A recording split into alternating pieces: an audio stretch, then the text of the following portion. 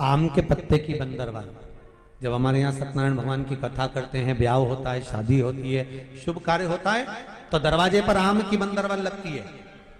ये शुभ कार्य की सूचक है। दूसरे नंबर पर है पीपल के पत्ते की बंदरवाल। ये अमावस्या के एक दिन पहले लगती है और अमावस्या के दूसरे दिन उतरती है और इसको फिर ठंडा कर दिया जाता है। ये जिसके घर में पितृदोष होता है, 1 रुपए कमाओ 1.25 रुपए खर्च वाला काम या मानसिक टेंशन कुछ चल रहा हो, तो पीपल के पत्ते की बंदरवाल लगाई जाती है। तीसरे नंबर पर होती है नीम की बंदरवाल। ये गुणी पूर्णिमा का जो दिन रहता है, चैत्री नवरात्रि जिस दिन प्रारंभ होते हैं, नया संवत्सर जिस दिन प्रारंभ होता है, उस दिन नीम के पत्ते की बंदरवाल लगती है, जो नवरात्रि के 9 दिन तक दरवाजे के बाहर लगी होती है, जिससे घर में कोई नई बीमारी प्रवेश नहीं करती, वो बीमारी बाहर निकल जाती है। इसको नीम के पत्ते की बंदरवाल। चौथे नंबर की होती है आम के पल्लव, आम के पत्ते, पीपल के पत्ते और नीम के पत्ते, इन तीनों की बंदरवाल। ये बंदरवाल दशहरे के दिन लगती है। 10वीं तिथि को लगकर एकादशी द्वादशी तक लगी रहती है और त्रयोदशी के दिन इसको निकालकर विसर्जन कर दिया जाता है। ये जिस घर में लोग चिड़चिड़ प्रवृत्ति करते हो, क्रोध उत्पन्न होता हो, घर में सामंजस्य नहीं बन रहा हो, आपस में क्लेश बढ़ रहा हो, कोई किसी की नहीं सुनता हो, तब ये आम के पत्ते की, पीपल की और नीम के पत्ते की पल्लव बंदरवाल लगाई जाती है। ये दशहरे के दिन 10वीं के दिन लगती है। 10वीं, एकादशी, द्वादशी और त्रयोदशी के दिन इसको निकाल दिया जाता है। महाराज ये एक बंदरवाल, ये 4 तरह की बंदरवाल हमारे हिंदू धर्म में वर्णन करी गई है महाराज, जो दरवाजे पर लगाई जाती है, शुभ कार्य के लिए इसको लगाया जाता है। भगवान शिव ने कहा कामदेव आम के पत्ते में छुप कर शांत हुआ।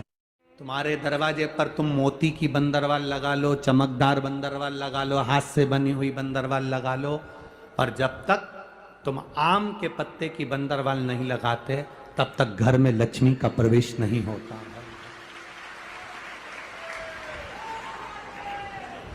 आम के पत्ते की बंदरवाल।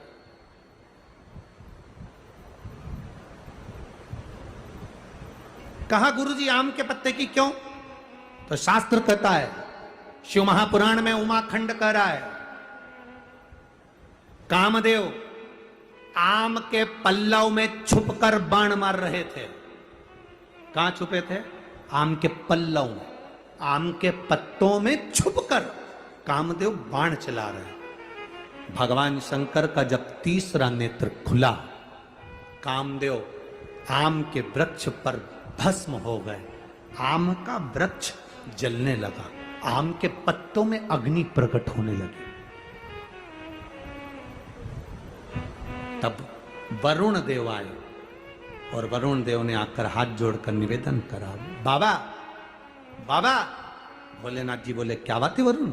वरुण जी कहते हैं इस आम के वृक्ष ने तो कुछ नहीं बिगाड़ा, फिर ये क्यों जल रहा? आप कृपा करिए, दया करिए। शंकर भगवान ने वर प्रदान कर दिया, तूने मेरी दृष्टि का तेज ग्रहण करा है, मैं तुझे वर देता हूं। जिसके दरवाजे पर आम के पल्लव की बंदरवाल बंधती है, उसके घर में मेरी दृष्टि सदा पड़ी रहती है, वहां रोग व्याधि दुख नहीं आता। अब तो आम के पत्ते गायब हो गए और आम के पत्ते की जगह प्लास्टिक के आम के पत्ते बनकर आ गए, और लोगों ने उसी प्लास्टिक के आम के पत्ते की बंदरवाल बांध दी। महाराज आम के पल्लव पर शंकर की दृष्टि पड़ी, क्योंकि कामदेव जलकर भस्म हुआ था उसी आम के पल्लव पर बैठकर। आम के पल्लव पर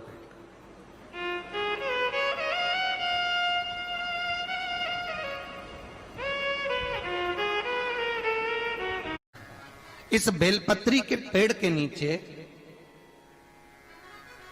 तुम्हारा रात्रि को, शाम को 6 बजे से लेकर रात्रि को 8 बजे तक तुम्हारा निवास होगा।